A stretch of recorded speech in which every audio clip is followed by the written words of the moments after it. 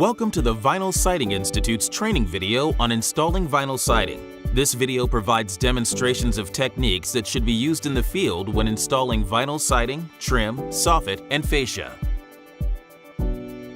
In this section, we will cover replacing siding and replacing corner posts. Sometimes vinyl siding panels must be replaced due to damage, inspection, or other reasons.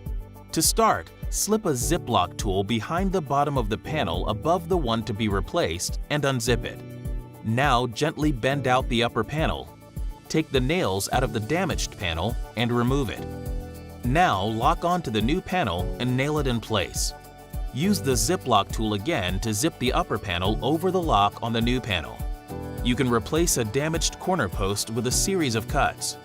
Cut away the face of damaged corner, leaving the nail hem intact. Remove the nail hem from the replacement corner and trim it to fit.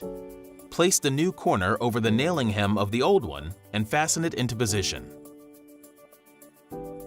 To get more installation best practices and learn more about our certified products, visit vinylsiding.org.